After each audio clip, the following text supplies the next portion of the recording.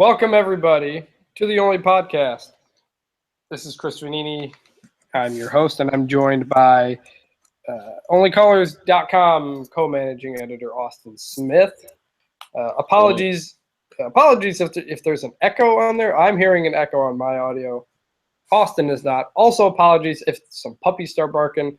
I got some puppies sitting behind me in this room, so a warning on that. Austin, how are you doing?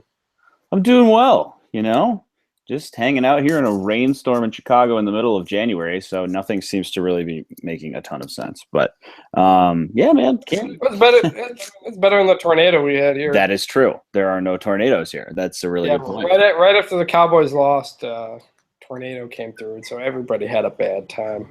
I don't know if there was anything. I don't know if anything. I didn't see anything bad happen, but apparently touched down like a half mile away from us. Crazy wind and rain. We were all up in our bathroom. Well, glad nothing happened to the new digs. Yeah, well, we rent, so we would have been okay. Yeah, either way then. But, yeah, rain sucks. I hate rain. It's been very rainy down here.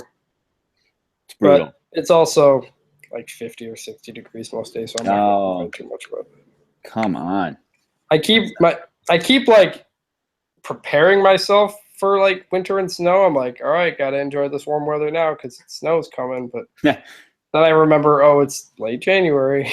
Oh man, yeah, I'm bracing myself for that too. Except it's actually probably gonna just punch me in the face one day. Yeah. Here in Chicago, I'll just lay down on the sidewalk and sort of give up. But we've been okay for now. Speaking of punches to the face, Michigan State basketball, a ugly-ish 72-67 loss at Ohio State on Sunday, the only game since we last did the podcast. It was a game kind of, nothing was too surprising, but MSU's struggles that we know they have were there. The defense was not good. Nick Ward battled foul trouble and couldn't get going and had what seemed like his worst game in a long time. Ohio State went nuts from three and hit enough free throws compared to MSU and was able to pull out a win. It's a game MSU really could have used. It's one that didn't go their way at the end, but it was. But as we keep saying, this is an MSU team with flaws and that aren't going to change, and those flaws were exposed in this one. Austin, what were your takeaways from that game? In a way, it sort of went how I thought it was going to go. Ohio State, we were kind of talking about it before the podcast, before we started here, but if they were going to win this game, if they were going to beat Michigan State, their starters were going to have to do it. In a way, it's a typical Thad Matta team in that they go 5 deep. There's pretty much nobody coming off the bench. And really, actually, their only guy that came off the bench and gave him many minutes, Keita Bates-Diop, got hurt and broke his foot or something like that last week. So, literally, they have almost no bench to speak of. And that's typical of Thad Matta teams. Right. Usually they're like this. But so that's just it. The starters were going to have to carry them. And that's exactly what they did.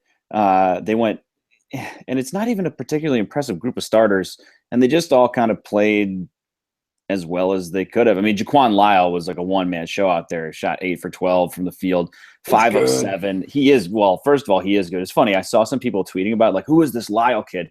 Dude, he was a 5-star recruit. Like he was a huge kid for them. Yeah. He's a 6'5" point guard, like pretty athletic. Like I think people have forgotten that Ohio State typically recruits very well. Yeah.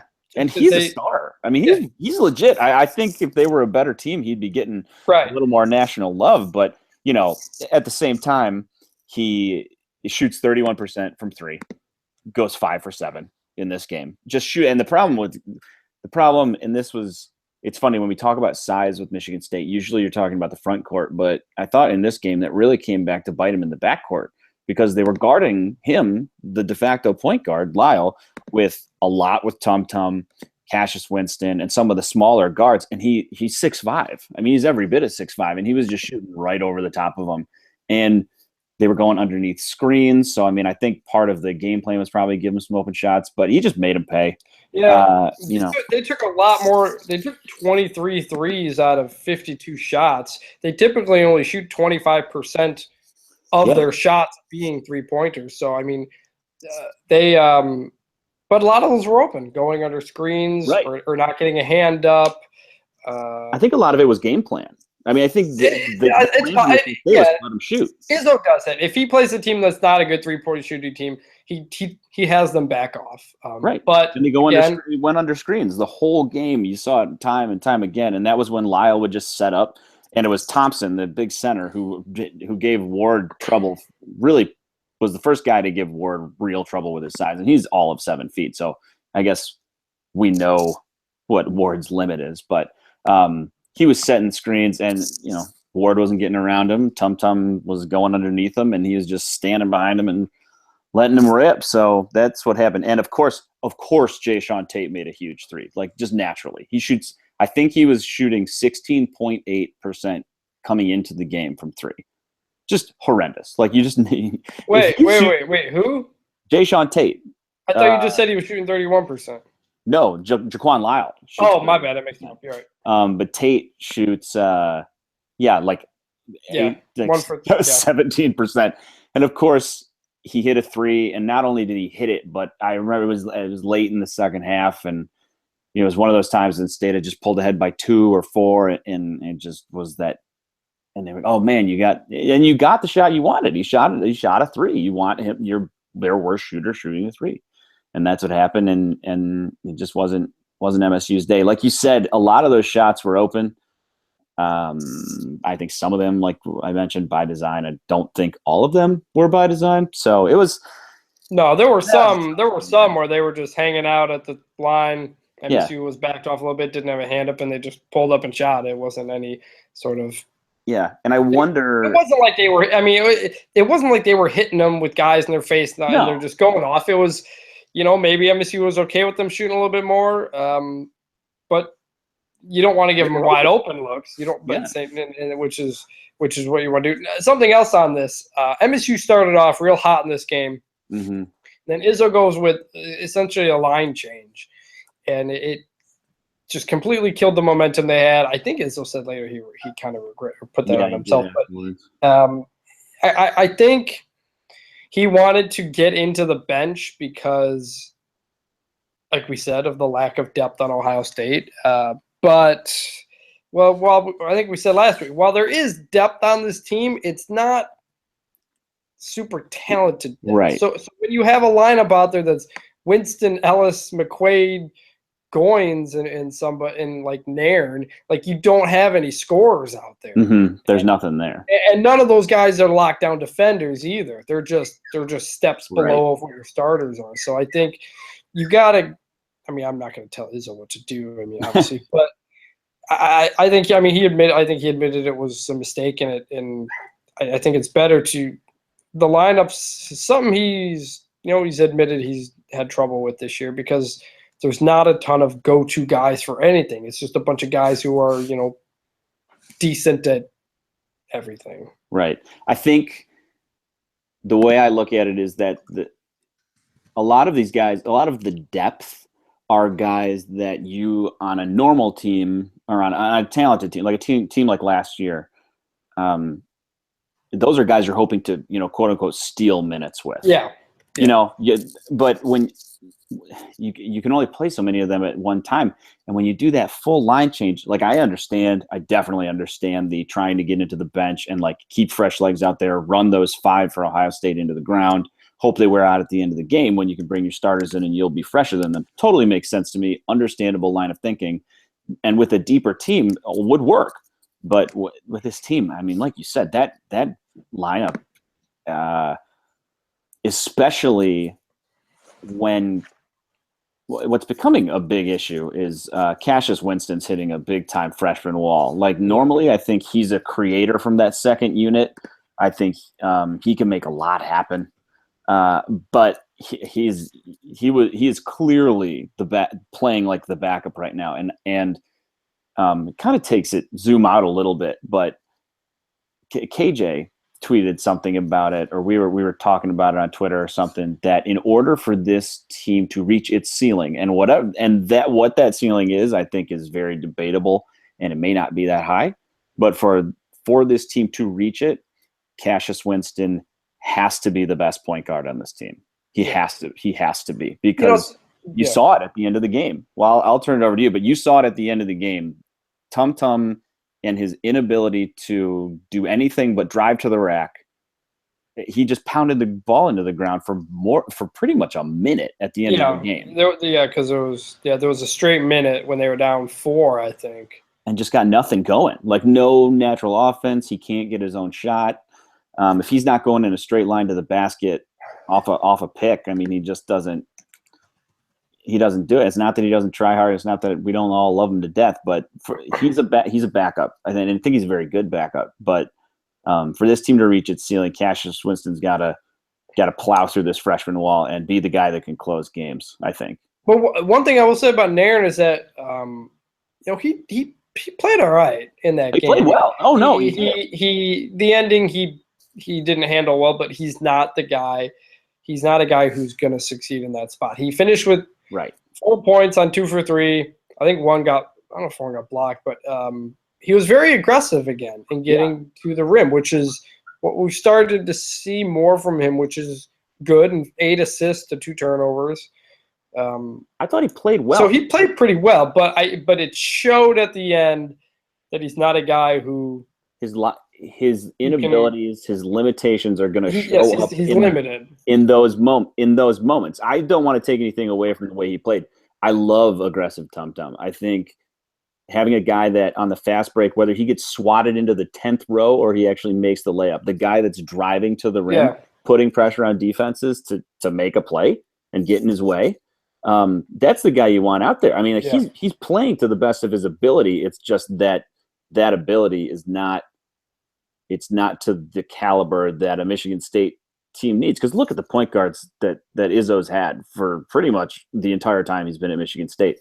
That point guard, as they do on any team, but like Izzo relies a lot. It's always been that way. For and Izzo, to have a guy who is just offensively limited. It puts you in a bind. So it feels like a little bit when Keith Appling was their point guard, but he wasn't really a point guard. And then he couldn't shoot. And then he was just kind of what he was there. It's kind of what this Nairn. I agree. I think that's a good analogy for it. Elsewhere, Kenny Goins, I thought, played well early. Turns out he didn't score, but I thought early on he played well. While Nick Ward, we kind of talked about probably his worst game in quite some time, and he was just unable to get past Thompson. The size, finally really got to him. Ward's not a true center. I mean, with his size, that's what he is. But 18 minutes, he was in foul trouble, and it's double bad when he's in foul trouble, because not only is he well, now the bridge is back, but one of your top offensive weapons. When he's out, he's not getting the opponent in foul trouble, and that's such an incredible value that he brings that isn't always easy to notice from the stat sheet. But I believe he still leads the country in fouls per. No, he's actually second now. Fouls drawn per 40, 9.8 fouls drawn per 40. And against a limited Ohio State team without depth, if you get them in foul trouble, that's big. And, Thompson did finish with 4 fouls, but he also went foul trouble till the end of the game. He played 29 minutes. Ward only played 18, only had 4 rebounds, 9 points, 4 personal fouls. So that limited them from the get-go, because he missed a lot of time. And again, he's a freshman, but it's something to think about as moving forward here, especially with MSU playing Purdue coming up soon, and that he's going to be up against big guys again. And, we thought Minnesota was going to limit him with Twice. their size, but he actually played really well. So, it's there, but it was a struggle for him, and MSU can't afford to have struggles from him if they want to win games because, like I said, they're just limited offensively, and they're still number one in the country in bench minutes. Israel really does play everybody here. Yeah. Ellis, McQuaid, and Goins all got more than 20 minutes off the bench. So Israel has ways to try to make up for it, but there's just outside of Ward and Bridges, you don't have any offensive guys you can count on. Aaron Harris, again, was very quiet. 6 points. That was it. 13 minutes, 6 points, a turnover, and zeros. No rebounds, no assists, no steals, nothing. No fouls even. This is that one in particular. I just want to focus on it for a second. That his just not even playing, there's something going on. Maybe, and I would need to rewatch the film to see if he just completely fell asleep on defense a bunch of different times. But your fifth year senior, what you came into this year thinking would probably be your leading scorer, probably your second or third best offensive option theoretically, him only getting 13 minutes in this game and not playing the closing stretch. He didn't play. You had Ellis and McQuaid out there for the last 5 minutes in what was a very close game. For him not to be in there, that's just so confusing for me as a fan and disappointing as, again, I guess both as a fan. But that's still really disappointing. It's disappointing. This is supposed to be your guy. You came into this year thinking it would be Bridges and Harris really being the guys that would carry the load. But for him to start off hot like that and really not give Izzo an offensive reason to sit him down means his defense must have just been terrible. It's checked out, or I don't know. I don't know what's up. I'm not going to speculate if there's anything otherwise that we don't know about. Right. But he's always appeared checked out. Even when he's in the game, he's not there. Yeah. One shot in 13. I'm sorry. 5 shots. 3 for 5 in 13 minutes. It's hard to. But to sit him, man, to sit him for Matt McQuaid, who just continues to struggle and really doesn't bring. He's an average defender. To lose your minutes to him is damning. Of all the things to point to for MSU this year, the youth, the loss of the big man. It's really the lack of Harris that I think is one of the biggest factors for why this team is limited, because Izzo always wants a player-driven team, and your lone major senior, other than I guess Ellis, but the guy you're supposed to be counting on, and this is the guy who scored 20 points a game or something when he was at West Virginia, and when he comes over, everybody was like, "Whoa, look at how many points he scored. He's going to light it up for MSU." But I said at the time, his efficiency numbers were not good. He had all those points because he took all the shots on the team. And now that he's here, he's never really seemed to settle into a role where he's not the guy who takes all the shots. Right. And maybe that causes them to check out on other sides. When you're scoring 20 points a game and you come to a place where how you play defense is the most important thing, that can be an adjustment for guys, and it doesn't always work. And if Izzo's not playing you, that means he is losing hope in you. Right. And I understand an adjustment period. I get that it doesn't get much different from Huggy ball than it does to Izzo ball. So, but this is his third year in the program. Mm-hmm. But he played a lot of minutes last year. He was a starter pretty much he was a starter the entire season. If he didn't, maybe he came off the bench a little bit, but he played just a ton. It's too bad, and it's really a bit crippling to this team that instead of taking that step forward and emerging in that leadership role, he seems to have taken a step back. Now, I think he's talented enough that if he just mentally clicks and figures out, like, oh my God, I have half a Big Ten season left to play, and then I'm done with college basketball. Maybe if that senior, urgency kicks in, then he could flip it.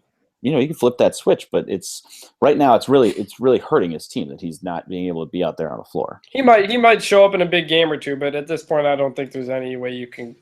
You can't count on a switch is going to flip and he's going to carry them somewhere. No. I don't see it. I'm not counting on it. So in another, look at a game, a 5-point loss, Ohio State, 14 for 20 from the free throw line, 70%.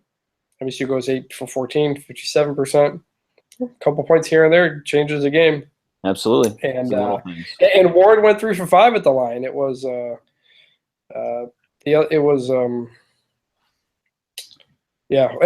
wasn't there to get to the line a ton either. Langford 0 for 1. Winston 1 for 2. Bridges even went 4 for 5. That's from 3. He went 2 from the line though. Yeah. Let's talk about Bridges for a second. Touch on the good stuff. yeah. Listeners of this podcast have not heard a lot of positive months now. Sorry, guys. We should talk about something that is going well. Miles Bridges, 32 minutes, 9 for 12 shooting, 4 for 5 from 3, 9 rebounds, 24 points, 6 turnovers. But you take the bad with the good, and seems Izzo is really ready to let him go. Yeah.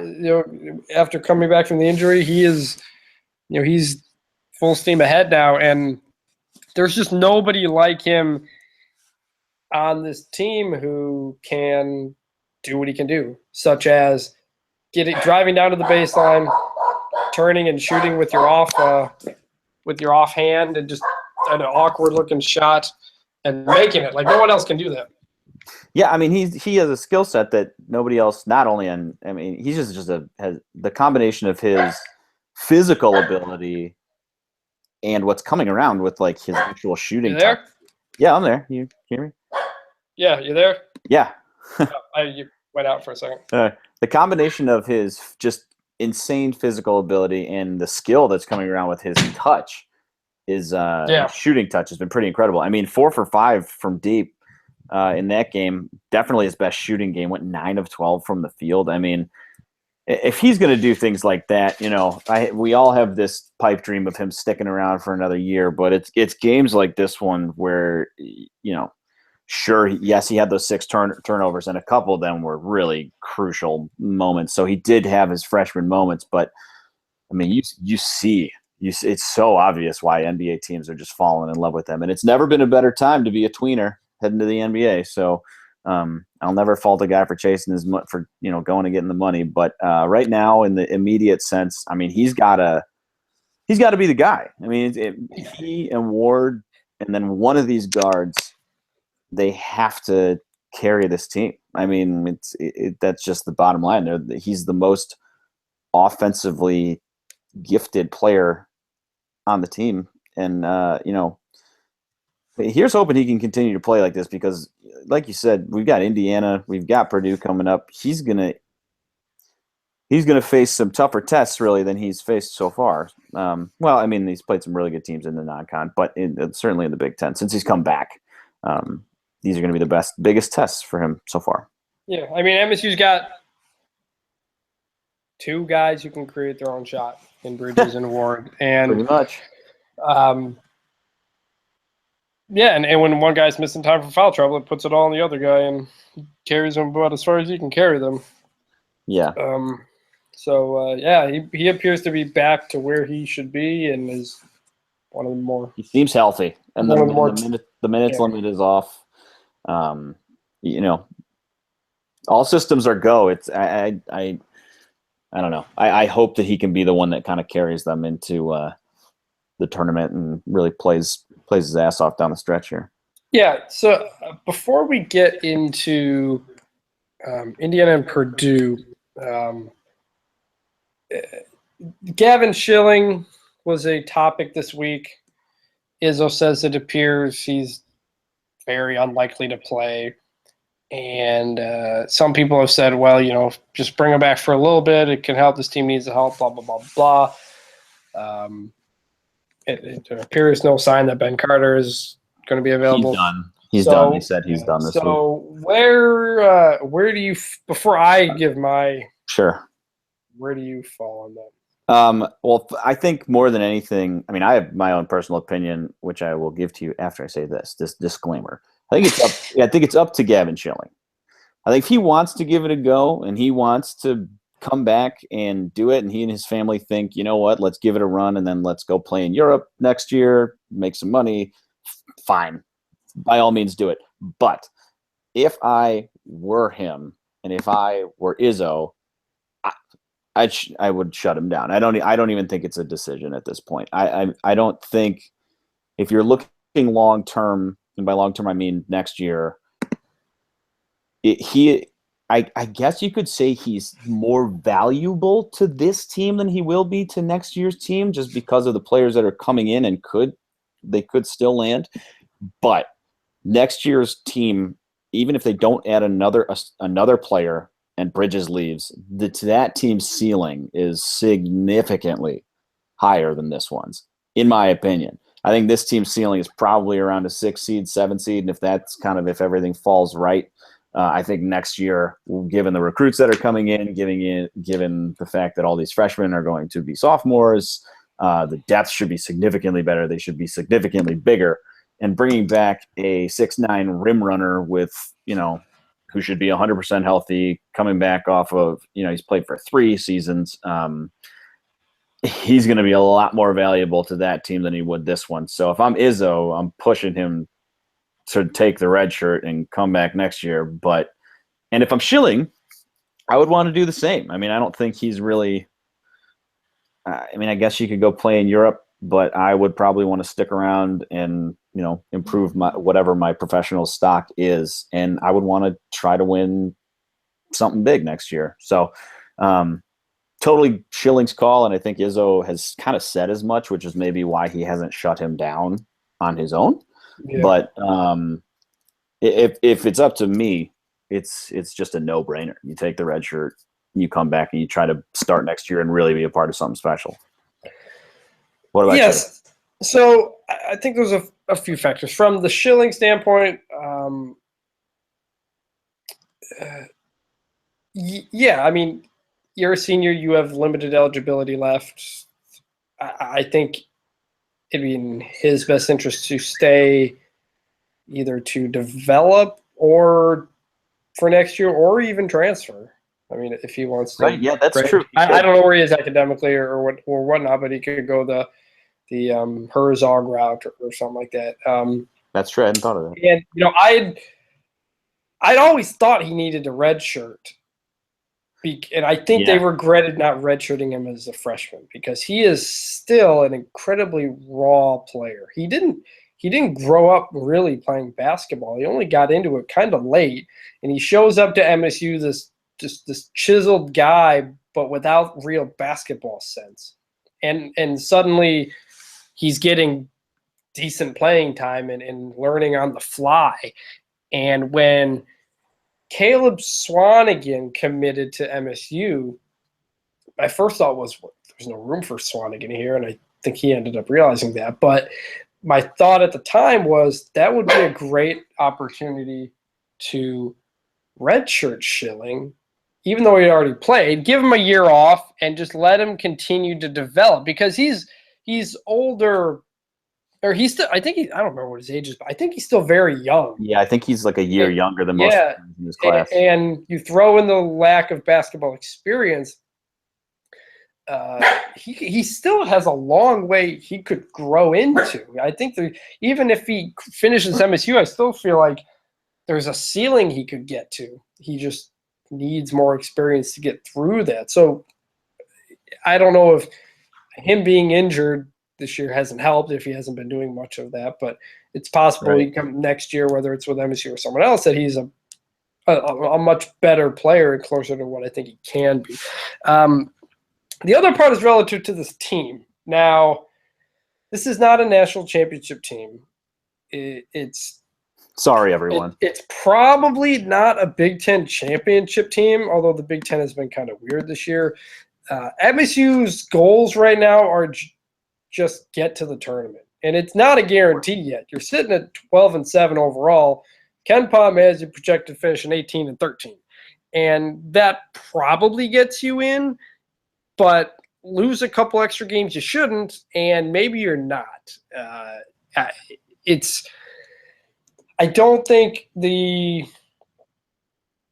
risk, or I don't think what you could gain later is worth anything you could gain now, because it's not like, oh, this team is just one piece away from being a national championship contender. It's he plays just to make sure they get in the tournament and get knocked out in the second round or something like that. So I don't think there's really that much to gain. It's just kind of how this year is. It's not one of those. It's not last year. Last year they had a team good enough to win it all, and this year they don't. This year you're just trying to get into the tournament to keep that streak going, bring it back as many guys as you can for next year, and move on from a big picture standpoint. So that's where I stand on Schilling. I don't think you bring him back for anyone's sake, unless Schilling really wants to come back, play now, and take off somewhere. But I would imagine he'd like to have another year of eligibility to use somewhere. So, yeah, I hadn't even considered the grad transfer option, frankly. I hope he doesn't do that. I'd really like him to stick around. He'd be a really valuable. I mean, next year, even if they were to get Brandon McCoy, you're still rolling out, a sophomore in Ward and then 3 freshmen, which would be McCoy, Xavier Tillman, and Jaren Jackson.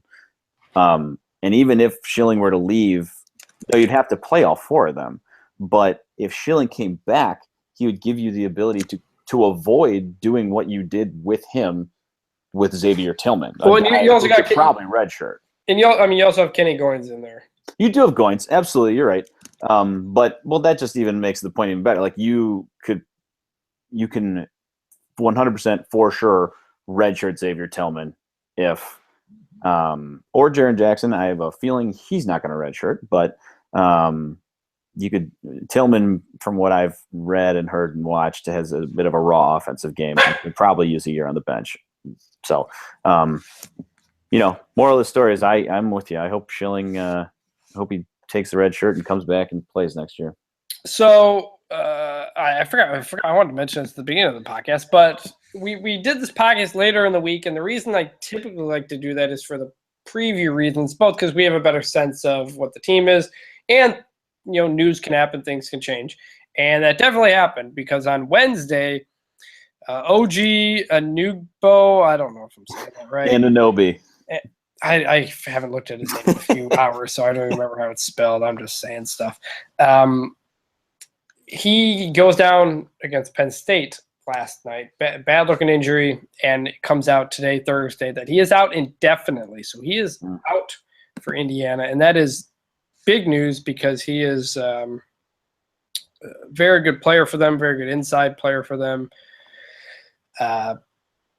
Austin, you are doing the Indiana preview, or you do the preview. So tell us about Indiana and tell us what an injury like this means. Well, Anunoby, I mean, he's one of the best players in the Big Ten. And a story. I mean, he's a freak. You saw what he did for them last year when he kind of came out of nowhere to play for them as a freshman. He just provided a huge boost. I mean, this is a good team, but losing a player like that, that's a big deal. I mean, he shoots 56% from the field, only a 31% 3-point shooter, but he's a playmaker. He's missed time already this year, and I don't really remember how they did while he was out, but that's a big blow. It's a big blow. I mean, it's a good team without him. And actually, one of the players that I kind of didn't realize, but just looking at his numbers, it's a shame, not a shame, but I think he's getting overshadowed by Caleb Swanigan, who to me it just appears to be the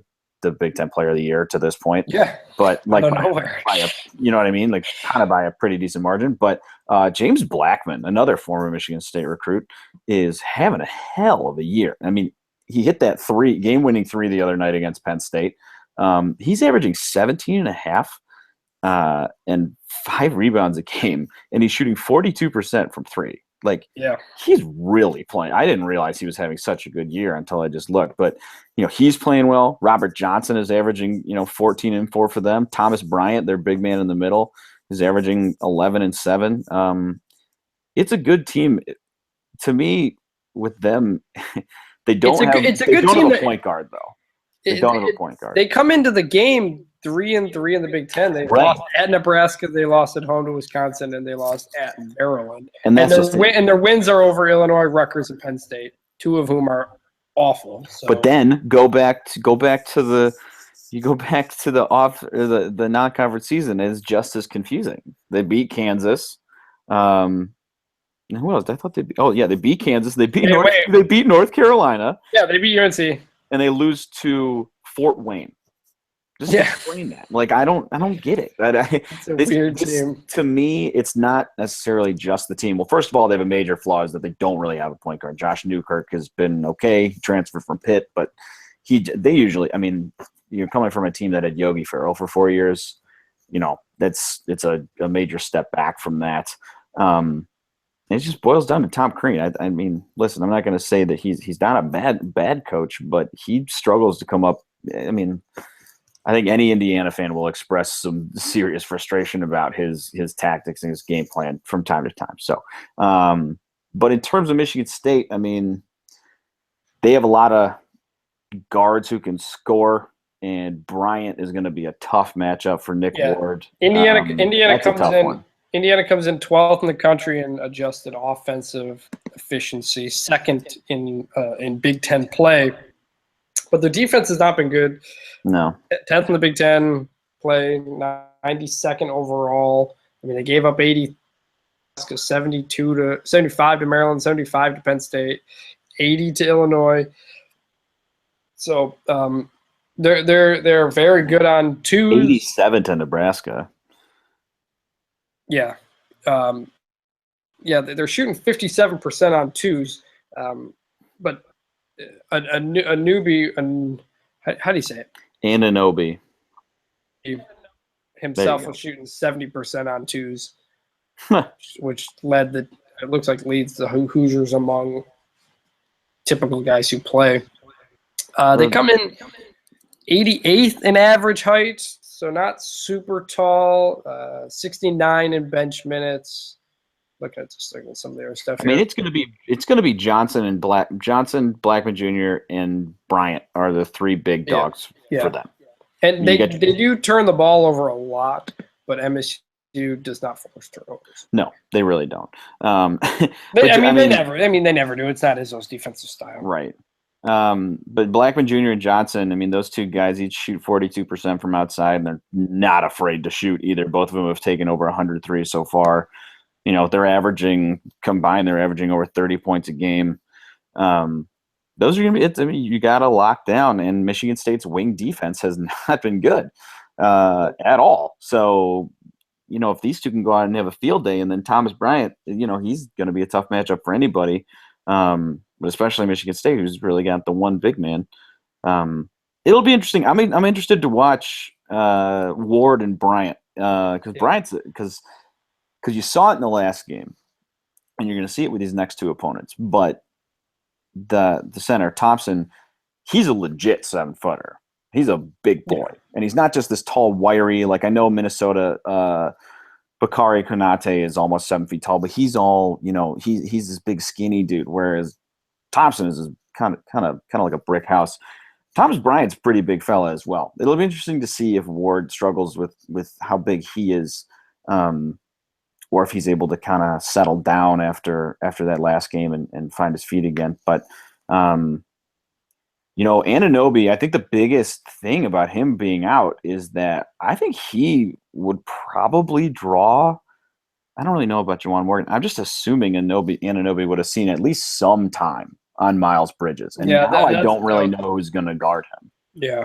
So that's a big mismatch. I would think Bridges did a great job of exploiting Jayshawn Tate, kind of like I thought he would.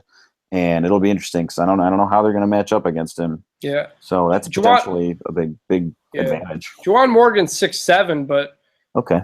Other than I have the Ken. How many points and minutes is Deron Davis using? Because he's got an incredibly high usage rate, but he's kind of an outlier here. Looking at the Ken Palm, he's only averaging 12 minutes a game. Yeah, he's just at the top of the usage rate.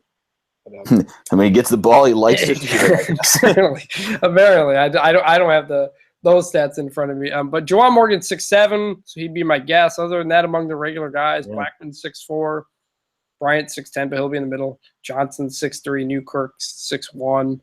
So there could be a matchup there for Bridges with his height and athleticism to try and take advantage of. So I think obviously Bridges is where you're going to start to look at if you're MSU. So that's a place to watch that matchup.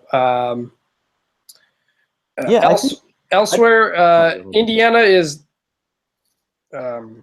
fifth in the country in offensive rebounding, while MSU has had its share of problems on the board. So if there's a place that MSU is going to need to limit the second chances if they want to have a chance in this one. Anunoby was one of their. Looks like he was fourth on the team in offensive rebounds. So he was averaging 5 a game. I mean, that's a big thing for them that's one of the areas where losing him is going to hurt them. Yeah, he was. He had a second on the team and second or third in offensive rebound rate. That's somewhere where they're going to miss him. But MSU can't be, every third shot Indiana getting a second opportunity. They can't let that happen if they want a chance. This is a game where, you're going to have to do just about everything right. At Indiana, the whistles tend to favor the home team there too. So it's going to especially if Teddy's on the call.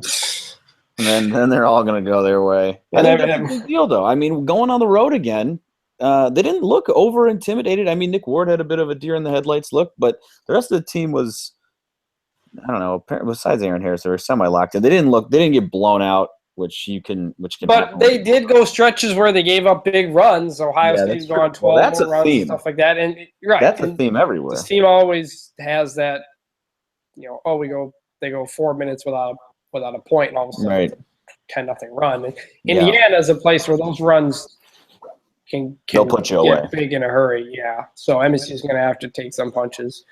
They're going to have to – basically it comes down to holding your own on the boards, not getting surviving some punches and hoping your star player, Warden Bridges, can stay in the game and do enough to keep it in the end, because this isn't some sort of game I don't think MSU is going to pull away for any type of reason. Honestly, I look at the Bryant and Ward, I think, is probably the biggest – it may be the most telling matchup, because if one of them is able to get the other in foul trouble, it really affects the other team, because it's really each team pretty much only has one center, from what I can tell.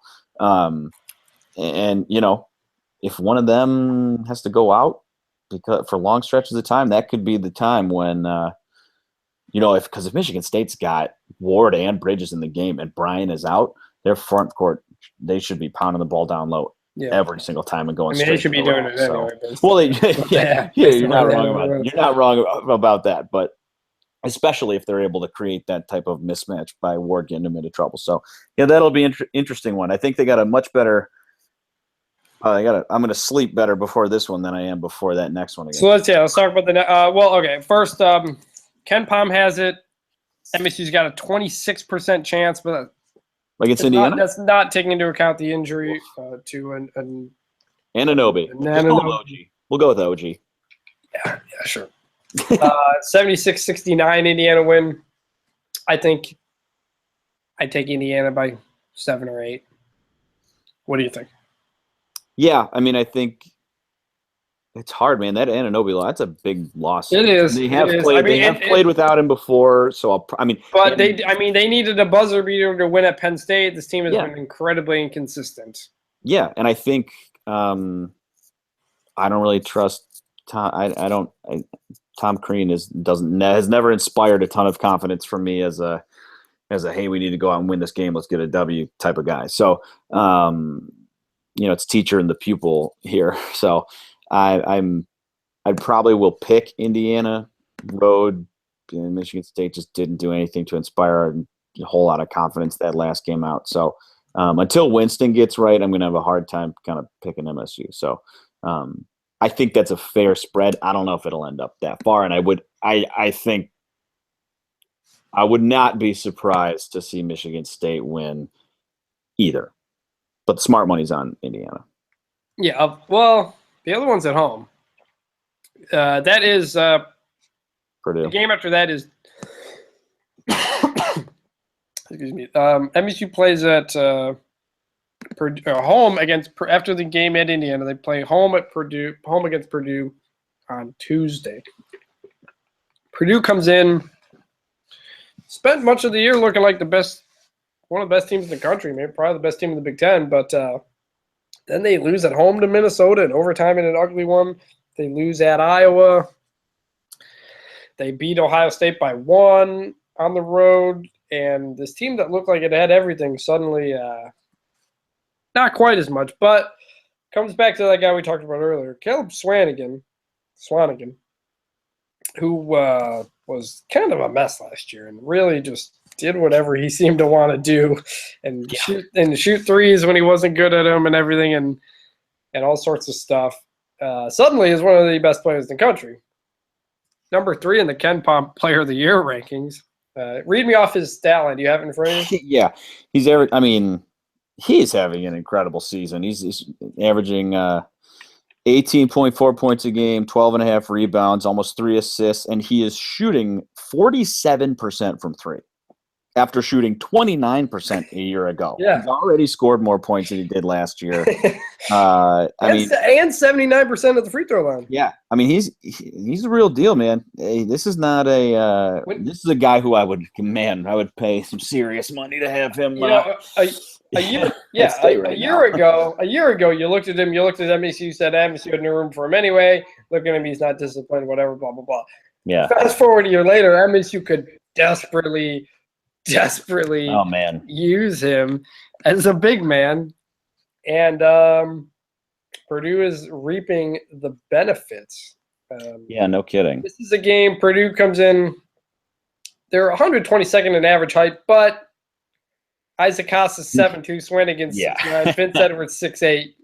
Among the big men are big men, and that's going to cause problems for MSU. It's going to cause problems for Nick Ward. What do you think of that matchup?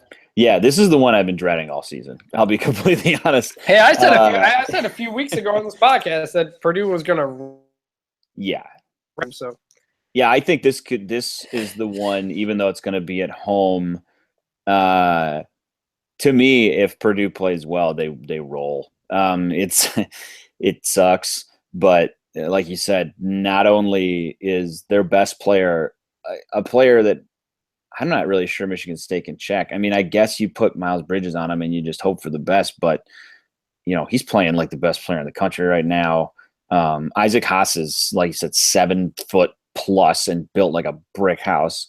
You can't do a lot about Michigan State. Literally has nothing to throw at him. And then if you throw Vince Edwards out there at the same time, who's been streaky in his career, but is having a really nice year with 12 points, 5 boards, 4 assists, shooting 45% from deep.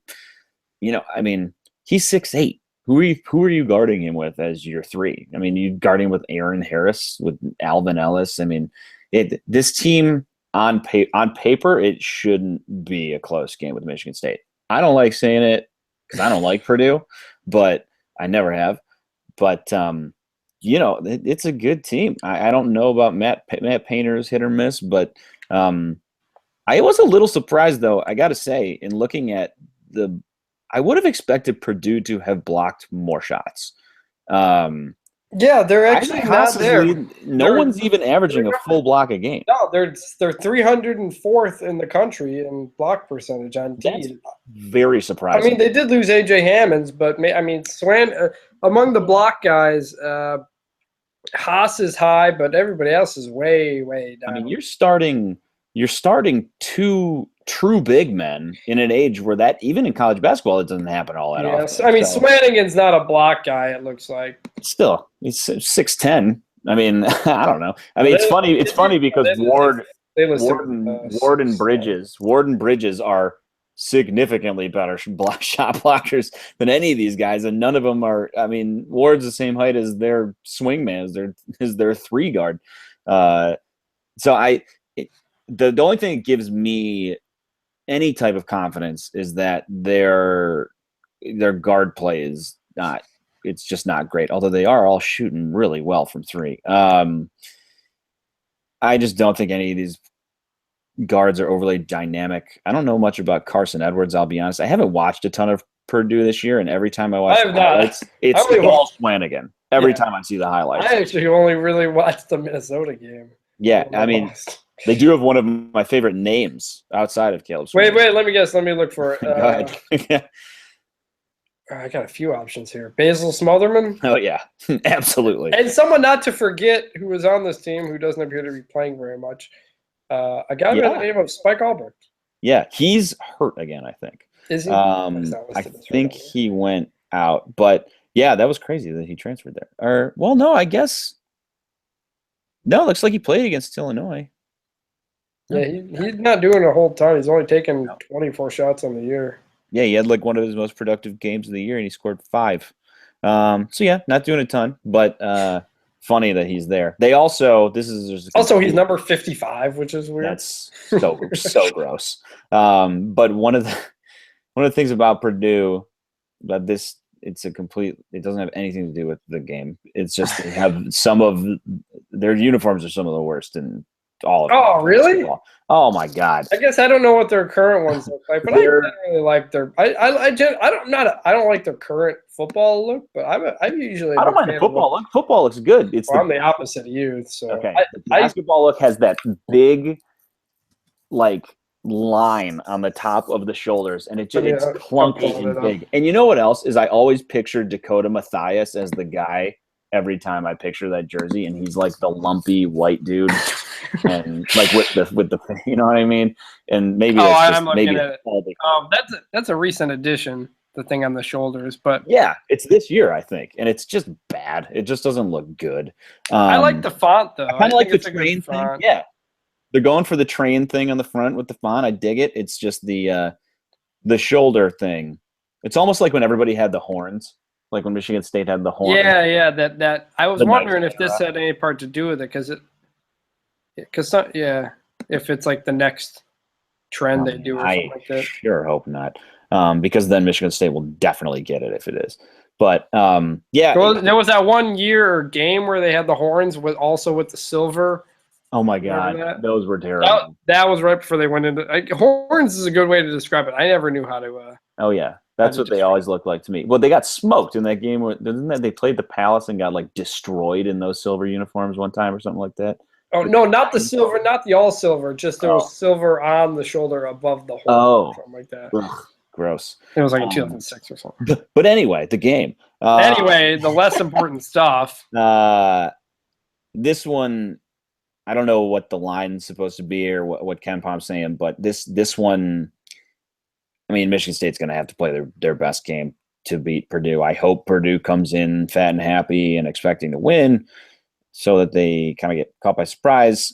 We got them at home, so that's good. But, I mean, dude, it's just a bad physical matchup. It's just bad. It doesn't look good on paper. It's a real bad matchup for MSU, the way Minnesota was. But it's probably the worst. Well, I think it's worse than Minnesota, honestly, because – oh, yeah, I mean, Purdue's a more talented team. Well, it's not even necessarily the talent. But, A, you're definitely right. But I think but B, I think it's because – Purdue's best players are in the front court. Minnesota's best players are Nate Mason and Amir Coffey, and their big men are sort of like ancillary. Whereas, I mean, you're going to Swanigan, you're going to Haas, you're going to Vince Edwards. Those are your first 3 choices probably on offense.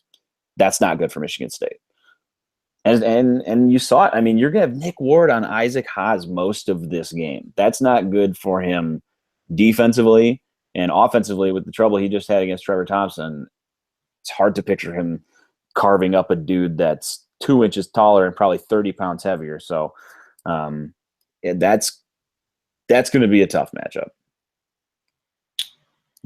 More sunny analysis. I think what gives MSU a better Ken Palm has a 26% shot against Indiana, 40% against Purdue, but I think the reason for that is home court.